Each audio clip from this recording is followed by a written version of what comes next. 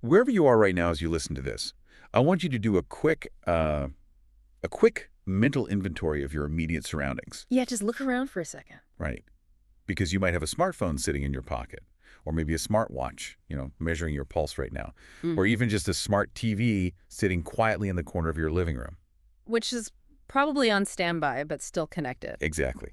And if you're driving, you are likely passing these automated license plate readers, right? Hmm.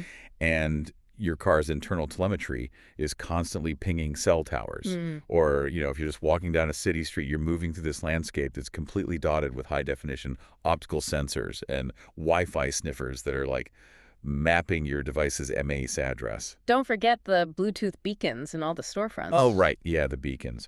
And that's just the physical world. In the purely digital realm, the architecture of the apps you use every single day relies on these invisible pixels, right? And tracker code that maps literally the micro hesitations in how fast you scroll. Yeah, the micro hesitations. It's fascinating because we have basically transitioned from interacting with technology as a tool to living entirely inside an observational medium. The environment itself is now The sensory. environment is sensory. I mean, that's a heavy way to put it. It is, but it's accurate. And what's crucial to understand here is that this sensory environment, it wasn't imposed on us overnight by some hostile invading force. Like, we bought it. We absolutely did. We installed it ourselves. We did. We accepted the terms of service because the trade-off seemed, overwhelmingly positive at the time. Right. I mean, we get frictionless navigation, we get extreme personalization. Optimized logistics, physical security, all of it. Like, it's incredibly convenient when a navigation algorithm diverts you around a traffic jam that it predicted, 20 minutes ago. It feels like magic. It does. Mm. But the core tension of the material we are diving into today, the reason we're doing this deep dive, revolves around a much, much heavier question. Right. When being watched becomes the inescapable default state of existence, what actually happens to the underlying mechanics of human freedom? Yeah, and the challenge there is that we are attempting to calculate an exchange rate between two entirely different currencies, right? How do you mean? Well, we trade an invisible, ambient psychological state for tangible, immediate convenience. And because the loss is invisible, it often evades rigorous scrutiny until the structural changes to society are, well, already locked in place. Okay, let's unpack this. Yeah. Because the mission for this deep dive is to basically tear down the mechanics of that tension. Mm-hmm. We need to analyze whether the architecture of surveillance is inherently fatal to a free society, or, if there's a mathematically and sociologically sound way to justify a watchful infrastructure without completely neutralizing the autonomy of the people living inside it. Which is a massive question. It's huge. And to do that, we have to move way past the basic idea of, like, cameras watching us. We actually need to examine the plumbing of power, the behavioral economics of trust, and the bizarre things the human brain does when it calculates that it is never, ever truly alone. So, to start, I think we need a completely updated definition of what surveillance actually functions as today. Right.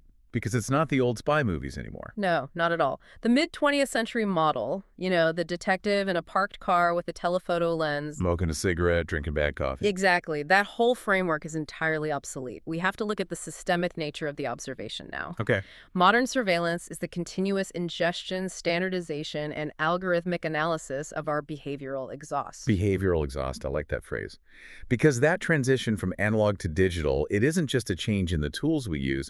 It's basically a change in physics. It really is. In the analog world, surveillance was expensive. Yeah. It required human labor, physical tape, massive filing cabinets. There was a natural physical friction to it. Right, you couldn't just watch everyone all the time. Exactly. But today, the cost of storing a gigabyte of data is practically zero. So the net just captures everything by default. And looking at the sources, we can break this down into a few distinct operational vectors, right? Yeah, there are four main categories we really need to understand. So first, there's direct observation, which is the stuff we can see, like the optical cameras, the police The drones. simple sensors, yeah. And then there's the digital layer. Right, so that's your device, fingerprinting, the cookies, those session replay scripts, tracking your digital movements across the web. Got it. And the third is institutional, which involves, network monitoring software used by employers to track your keystrokes, or the databases schools use to track student metrics. Bossware, basically. Bossware, yeah. But the fourth vector, the one that actually alters the entire trajectory of a society, is predictive surveillance. Yes, this is the crucial shift. Because traditional models of observation were strictly retrospective. Meaning they only looked backwards? Right. They were designed to reconstruct an event that had already occurred. A crime happens, let's look at the tapes. Okay, sure. But predictive systems fundamentally alter the timeline. They ingest massive, historically standardized data sets of human behavior, map your current data against those probabilistic models, and then attempt to calculate your future velocity. So they aren't trying to figure out what you did, No, they are calculating the mathematical likelihood of what you are going to do next. which means the paradigm totally shifts from observation to anticipation. Exactly. The system tries to get out ahead of your choices. And the danger here, at least from what we're looking at, isn't in the optics of it, right? It's in the verbs applied to the data. Storing, comparing, standardizing. Right, and categorizing. Because under this model, you kind of cease to be a dynamic, contradictory human being, and you are instead rendered into this multi-dimensional array of data points. You become a profile. Yeah, and then you are sorted. You're slapped with a label. You are a high-risk credit profile, or a low-compliance employee, or a high-value consumer. Which is where it gets incredibly problematic. Well, wait, let me push back on that for a second. I want to push back on the idea that categorization is inherently hostile. Okay, let's hear it. Because let's look at the actual utility of this. When a machine learning model categorizes my reading habits, analyzes the syntactic structure of the books I like, and then correctly predicts the exact obscure science fiction novel I want to read next. Which happens all the time now. All the time. And that is a highly categorized predictive model, right? But it feels like magic to me. It feels like a high-end concierge service. So why should we view that specific mechanism of categorization as a threat? That's a great point. But the mechanism only feels like a concierge when the stakes are practically zero. Okay, fair. Recommending a novel doesn't exactly ruin my life. Right. Recommending a novel or a movie carries no real societal friction. The danger materializes because the mathematical architecture used to predict your book preference is identical to the architecture used to predict your employability, Wow. or your insurance liability, or your mathematical likelihood to commit a crime. Yeah, okay, the stakes jump up real fast there. Exactly. The threat lies in the psychological load of existing in an environment where your categorization is constant and where those categories dictate your access to capital, to mobility, to opportunity. So it's not just guessing what I want, it's gatekeeping what I can get. Precisely. When an algorithm anticipates your desires and actions, it subtly constructs a boundary around your potential. It creates this invisible enclosure where your future is constantly being managed by probabilistic assumptions. Man. So the system isn't just describing reality anymore, it actively begins to script it. That is the perfect way to put it. It scripts reality. Which bridges us directly into the cognitive impact of this whole environment. If we understand surveillance as this vast, continuous engine of categorization, how does the human operating system, the brain, adapt when it knows it is continuously being parsed? Well, the mechanics of the machinery dictate the psychology of the watched. The psychology of the watch. Okay. The behavioral mutation we see here is often referred to as the chilling effect. I've heard that term. Yeah, but it's much deeper than simply deciding, not to say a controversial word out loud at a party. It's an actual structural rewiring of how a person navigates their own internal landscape. How so? When an individual knows their digital or physical movements are subject to institutional parsing, their baseline behavior instinctively drifts toward the median. They self-censor. Yes, they avoid intellectual risks, they abandon edge case research, and they subconsciously align their outward persona with whatever they perceive the algorithm or the institution actually rewards. Because the cognitive load of constantly evaluating your own actions, like through the simulated perspective of some unseen watcher, is just exhausting. It's completely exhausting. And to alleviate that exhaustion, the brain just defaults to compliance. It's the path of least resistance. Let's think about the concept of unobserved spaces for a minute. Right, the sanctuary. Yeah, because to truly formulate an original thought or to develop an authentic identity, you require environments where you are not performing. right? Absolutely. The classic analogy from the source material is trying to learn a highly complex, uncoordinated dance routine. I love this analogy. It's so good. If you do it in your living room with the blinds drawn, you look completely foolish, right? But you iterate, Mm. you make mistakes, you adjust, and eventually you learn the movement. Because there's no penalty for looking foolish. Exactly. But if you try to learn that exact same routine in the middle of a crowded subway car, the social friction is just way too high. You simply wouldn't do it. The presence of an observer instantly transforms an experiment into a performance. Yes. And human beings need the sanctuary of the unobserved space to think poorly before they can think brilliantly. Right. We need a vacuum to test bizarre ideas, to debate controversial philosophies, and to just be emotionally vulnerable without the fear that the raw data of our development will be, permanently logged and scored. And if every room, both physical and digital, contains a microphone or a tracking pixel, the entirety of human existence is basically flattened into a theatrical performance. Which completely upends the traditional Western conception of freedom, doesn't it? It does. We typically define freedom through a negative framework, like the absence of physical coercion or imprisonment. As long as I'm not in jail, I'm free. Right. But psychological freedom, the cognitive space to explore without the friction of an observing gaze, that is the actual prerequisite for true autonomy. When the gaze is ubiquitous, the pressure to conform completely overrides the desire to explore. I want you, the listener, to take a second right now and think about your own digital interactions over the last month. Yeah, really think about it. When you type a query into a search engine, or when you draft a text message to a friend about some highly controversial news topic, consider the micro-hesitation. That slight pause. Exactly. Yeah. How often do you intercept your own thought and pivot from asking, what do I genuinely think about this, to calculating, how will this data point look to the platform, to my employer, or to the state? And that micro-hesitation, that exact moment, is where freedom contracts. Wow. You do not need a centralized authority to explicitly ban dissenting literature or unorthodox thought if the populace has already internalized the watcher. They build the perimeter themselves. Exactly. The architecture of the mind adapts to the architecture of the network. And that adaptation scales. Right. When you have hundreds of millions of people simultaneously running that subconscious compliance routine, it generates a massive external asymmetry of power. It scales up rapidly. So we move from the internal chilling of the individual mind to the engineering of societal legibility. Legibility is the critical mechanism here. We really need to focus on that word. Break that down for us. What does legibility mean in this context? So from the perspective of a massive bureaucracy or a tech conglomerate or a state apparatus, an unmonitored human population is inherently chaotic. It's messy. Very messy. It is dense, unpredictable, and highly inefficient to manage. It is, by definition, illegible. Okay, it's like looking at a wild, uncultivated forest versus an industrial timber farm. That's a perfect way to visualize. Right, because the wild forest is ecologically rich and diverse, but to a logging company, it's an absolute nightmare to harvest.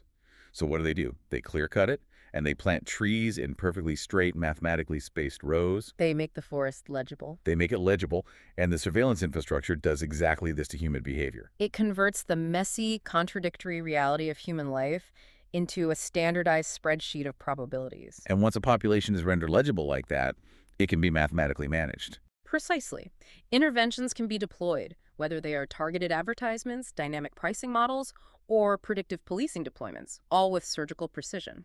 Because the asymmetry of information translates directly into an asymmetry of leverage. Exactly. They know more about you than you know about them. But let's stress test the danger of that leverage for a minute. Okay, let's do it. What if the entity holding the leverage is fundamentally benign? The good guy scenario. Right. Imagine a municipal government led by a fiercely dedicated, highly ethical mayor. And this mayor utilizes an incredibly dense array of street sensors, mobile phone geofencing, and biometric cameras strictly to eliminate traffic fatalities, optimize public transit, and respond to medical emergencies in, like, under 2 minutes. A utopian deployment. Exactly. Or what if a corporate CEO uses deep biometric tracking on company devices strictly to ensure employees aren't approaching clinical burnout? If the power is wielded by benevolent actors, why is the legibility inherently dangerous? It's a valid question. But the vulnerability lies in the permanence of the infrastructure compared to the transience of human leadership. Okay, elaborate on that. A benevolent administration might construct a highly integrated turnkey system of observation with the absolute purest intentions. But the physical and digital scaffolding of that system, the server farms, the optical networks, the API integrations across municipal departments, that doesn't disappear when that administration is voted out. Or when that CEO retires. Right. The machine is built and it just sits there idling, waiting for the next operator. Waiting for the next operator. Man. And the next operator inherits the legibility. A system designed to track urban movement to optimize bus routes is technically identical to a system designed to track the physical assembly of political dissidents. It's the exact same code. It's the same infrastructure. It outlasts the intent of its architects. You might possess absolute trust in the current operators of the database, but accepting the database means you must also guarantee the benevolence of every single entity that will control it for the next century. Which is mathematically impossible. Exactly. I mean, think about corporate acquisitions. A startup might build a mental health app that collects deeply intimate psychological data, and the founders might have an ironclad ethical commitment to user privacy. We see this all the time in tech. All the time. But 3 years later, they run out of funding and are acquired by a massive multinational data broker. The data broker doesn't care about the founder's ethics. They just bought a highly lucrative, perfectly legible data set to merge into their advertising algorithms. The scaffolding is transferred. So surveillance constructs a latent potential energy of control. That's it. Even if it is completely dormant today, it is primed and available for exploitation tomorrow. So we have this dual front threat. The chilling effect erodes autonomy from the inside, and the compounding legibility creates a massive vulnerability to power from the outside. Right. Knowing this, understanding the sheer existential risk of this infrastructure, we really have to ask why society continuously funds and expands it. Why do we keep building it? Right. And the reality is, we do it because the alternative, like absolute zero surveillance, carries its own terrifying realities. We have to analyze the undeniable utility of the system. And it's vital to acknowledge that very few people practically advocate for a complete blinding of society. Right. Nobody wants to go back to the dark ages. No. The tools serve critical, life-saving functions that just cannot be dismissed by abstract philosophical concerns. Consider the mechanics of an Amber Alert or a kidnapping investigation. Law enforcement routinely utilizes cellular triangulation, automated license plate readers, and subpoenaed digital communication logs to locate suspects and victims within hours. Or look at the deployment of high-definition optics in transit hubs that have historically suffered from high rates of violent assault. Right. In these specific high-stakes vectors, the surveillance apparatus acts as a direct deterrent to physical harm. It fundamentally alters the risk calculus for malicious actors. It provides objective, verifiable forensic data that replaces flawed human eyewitness testimony. Which we know is terribly unreliable. Extremely unreliable. And it offers an undeniable protective layer for the most physically vulnerable members of a society. And we voluntarily replicate this in our own homes, don't we? The proliferation of encrypted home security cameras, biometric smart locks, GPS tags on our children's backpacks. We buy these devices because the desire for physical security is biological. We are attempting to mitigate chaos. So there is a very real clash here between two competing forms of freedom. Right. The freedom from being observed is constantly negotiating with the freedom from being victimized. Yes. And the ethical distinction hinges entirely on the architecture of the deployment. Meaning how it's actually built and used. Exactly. A camera installed in a notoriously dangerous subway stairwell is not inherently tyrannical. If that camera successfully prevents a physical assault, it is actively safeguarding the freedom of a citizen to participate in public life without the paralyzing fear of violence. So the technology itself is agnostic. The morality is dictated by the vector of accountability. That is the dividing line. Consider the parameters of a defensible deployment. It is highly localized, its purpose is narrowly defined, it is completely transparent to the public, and the data collection is strictly proportionate to the specific threat. It operates under the logic of a bodyguard. A bodyguard, yeah. You hire a bodyguard to maintain a perimeter of safety around you. They are highly observant, but their observation is directed outward to protect you. And critically, you define the terms of their employment. They work for you. Right. They are accountable to your instructions. But when surveillance operates without transparency, without consent or limitation, It shifts to the logic of a tyrant. The observation is directed inward to control you. And you have absolutely no mechanism to fire the operator. The bodyguard is constrained by a contract. The tyrant operates in a complete vacuum of accountability. That's perfectly stated. But because we are constantly navigating between these two realities, the undeniable utility of the bodyguard and the existential threat of the tyrant public discourse tends to fracture into two completely useless extremes. It really does. We abandon all nuance for absolute binaries. Which is a profound failure in how societies regulate emerging technology. The debate completely stalls because the extreme positions are conceptually easier to defend, even though they are practically impossible to live with. Let's break down Extreme 1 first. Yeah. Extreme 1 operates on the premise that all surveillance is inherently a human rights violation. This viewpoint argues that any optical sensor in a public space, or any algorithmic sorting whatsoever, is a direct step toward totalitarianism. Right. But this extreme demands a level of societal vulnerability that most citizens will simply reject. Because it equates the highly regulated, audited use of an entryway camera at a public elementary school with the warrantless bulk collection of civilian communications by an intelligence agency. Exactly. It strips all context, proportion, and utility from the conversation. It's a completely paralyzing framework. But the opposing extreme, Extreme 2, is significantly more insidious, isn't it? Oh, much more. Because it aligns perfectly with the financial and bureaucratic incentives of the institutions running the tech. Right. Extreme 2 operates on the logic of infinite justification. If a tool provides any measurable increase in security or convenience, its deployment is automatically validated. It's the classic, I have nothing to hide, so I have nothing to fear argument. Which drives me crazy. It assumes that as long as you aren't actively committing a felony, the infrastructure is completely benign. And the mechanical flaw in that argument is a very specific phenomenon known as function creep. Function creep. We really need to dissect function creep mechanically, because this is how the infrastructure actually swallows a society without anyone noticing. Yeah, function creep occurs when a surveillance architecture is justified and funded to neutralize a severe, extreme threat.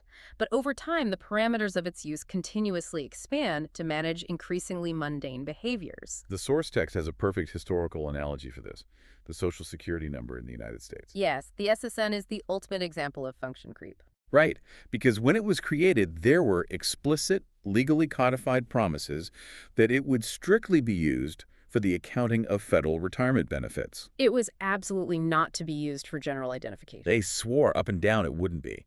But the bureaucratic convenience of having a universal numerical identifier was just too tempting.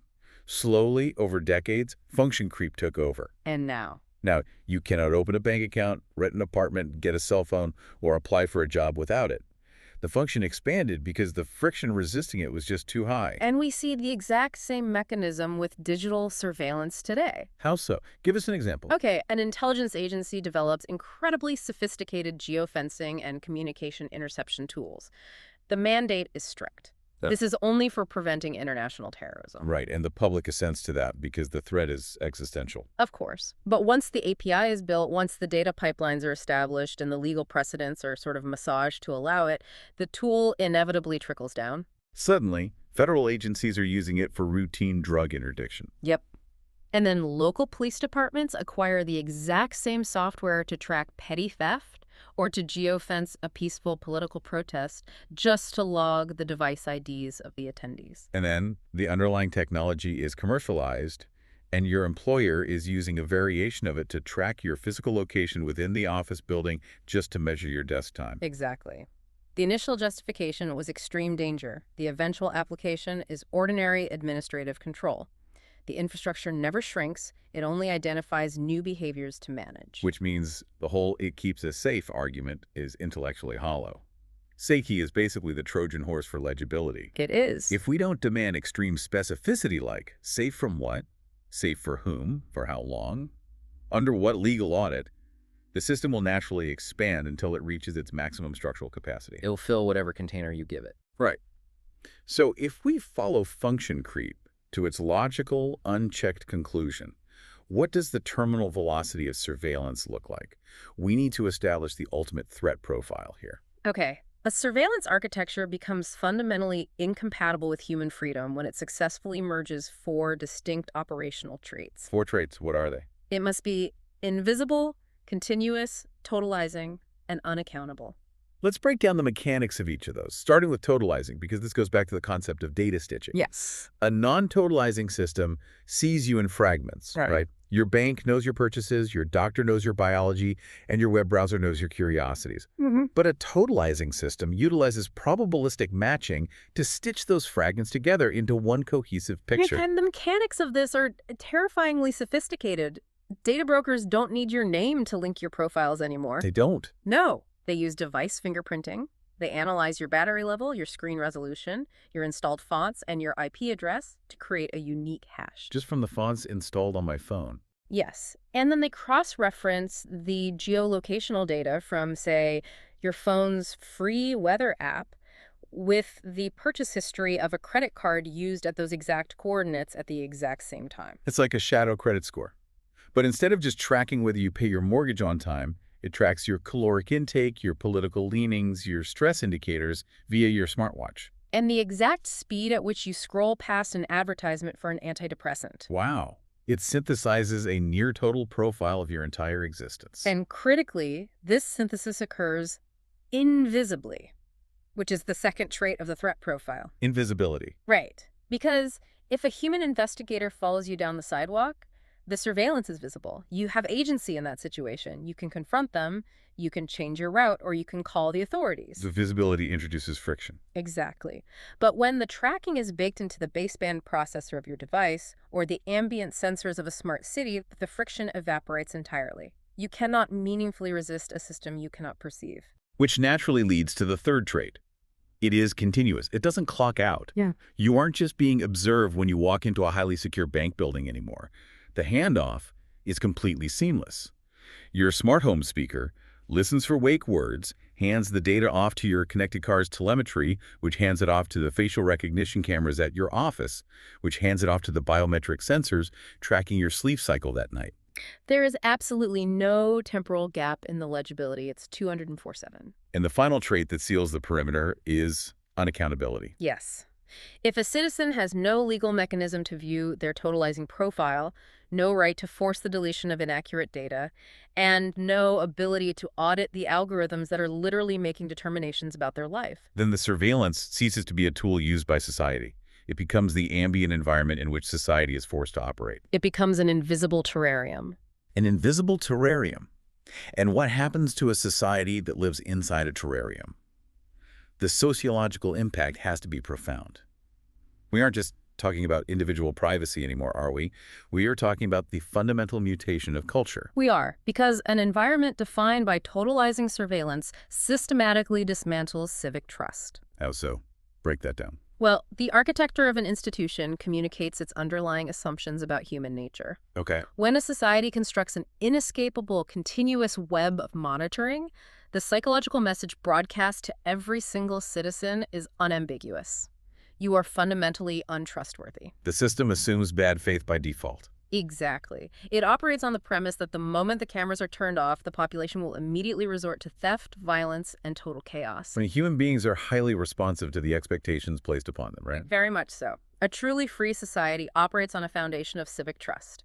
It relies on a dense network of shared norms, mutual respect, and the assumption of good faith. The friction of daily life is managed by culture, not by coercion. Right. People return their shopping carts, they obey traffic laws, and they fulfill their contracts not because a drone is calculating their compliance score, but because they have internalized the moral responsibilities of citizenship. But let me play the ultimate pragmatist here for a second. Sure. Let's say the continuous, unaccountable surveillance state works flawlessly. Let's say the algorithms are perfectly tuned. The supply chains are perfectly optimized. Violent crime drops to absolute zero because the predictive models intercept everyone beforehand, and the streets are perfectly pristine. A frictionless utopia. Right. Mhm.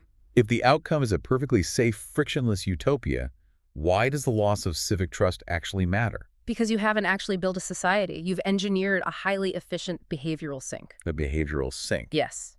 When good behavior is enforced entirely by external algorithmic management rather than internal moral development, the citizenry infantilizes. They stop growing up. Right. They no longer cultivate the capacity for ethical reasoning because the environment demands only mechanical compliance. You remove the requirement for moral agency entirely. Exactly. And a society held together solely by the tension of surveillance is incredibly brittle. Because if the system goes down, If the system experiences any disruption, a power grid failure, a massive cyber attack, or even a systemic algorithmic bias, the society fractures instantly. because the internal civic muscles that usually hold a community together have completely atrophied. Yes. Furthermore, a population trained exclusively for compliance is uniquely vulnerable to authoritarian capture. Oh, that makes sense. If the operator of the system decides to change the parameters of what constitutes an acceptable citizen, the population has absolutely no psychological or organizational capacity to resist. They've forgotten how to say no. Exactly. So if the terminal velocity of unchecked surveillance is this brittle, high-compliance terrarium, how do we engineer a counter-architecture? We have to build friction points. Right. How do we construct a blueprint for a society that demands the utility of the bodyguard, but fundamentally rejects the scaffolding of the tyrant?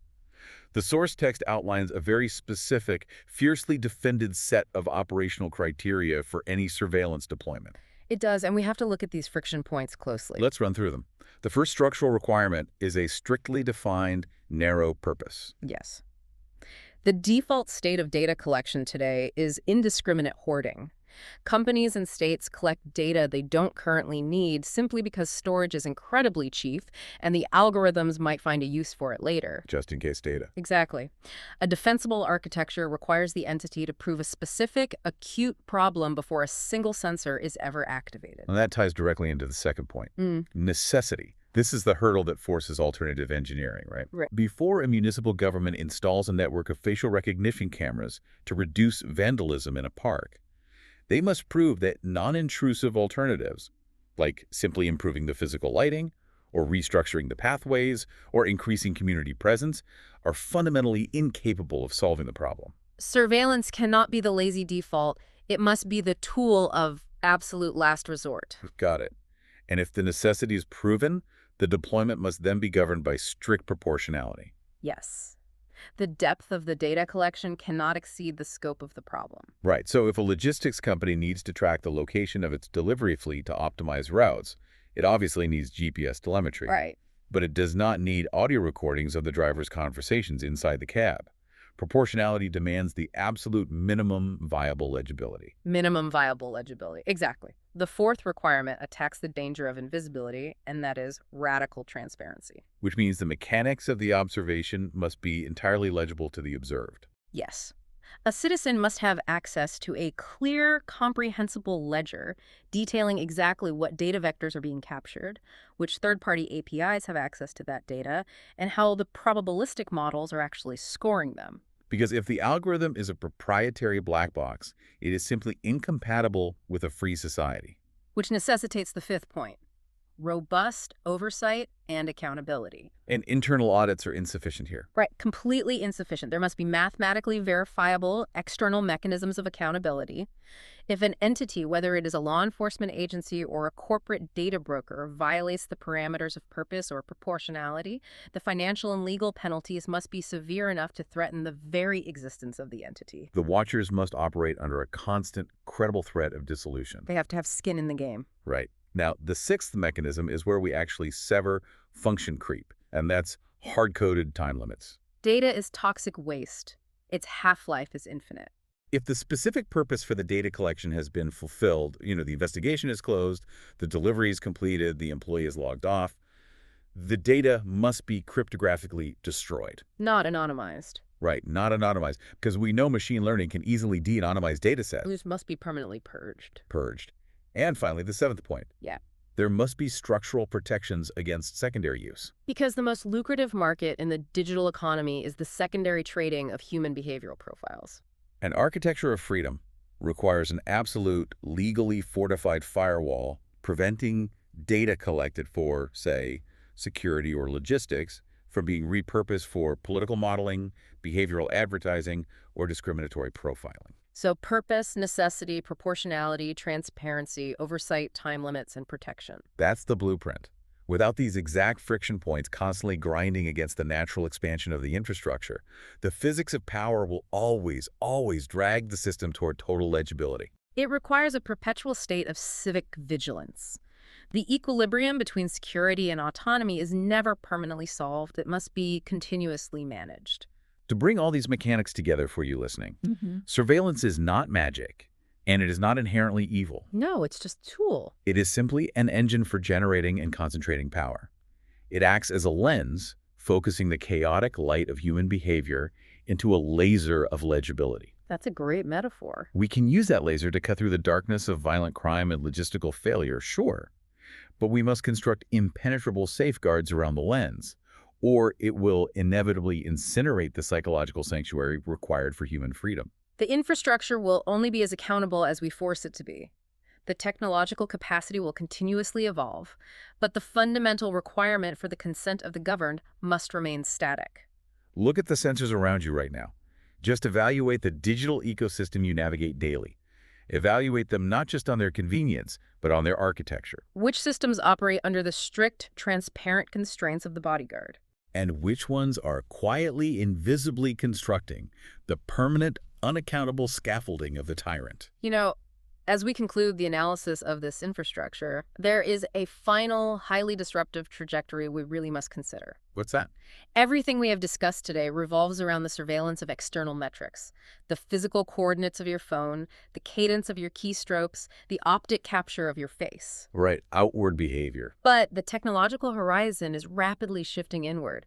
With the accelerated development of high-resolution neurotechnology, brain-computer interfaces, and quantum-level biometric sensors, the perimeter of observation is breaching the skull. Breaching the skull. Wow. We are transitioning from an architecture that maps what you do to an architecture capable of mapping the raw, unedited electrical impulses of your intentions. Before you even act. Exactly. If the ultimate unobserved space, the biological sanctuary of your own unexpressed thoughts, becomes highly legible, probabilistically modeled, and categorized by the network in real time, does a philosophical concept of an independent private self even survive? That is terrifying. Or do we cross a biological event horizon where human consciousness simply becomes another node managed by the system? Usually when a society identifies a threat, the danger is visible. An invading army, a failing dam, a collapsing bridge. But the infrastructure we've mapped today is ambient. It's everywhere. It is woven into the very convenience that defines our era. The challenge of the modern age is recognizing that the most profound threats to human autonomy do not announce themselves with sirens. They arrive quietly, dressed as frictionless convenience. Stay deeply curious about the mechanics of the systems that manage your world, and keep questioning the watchers.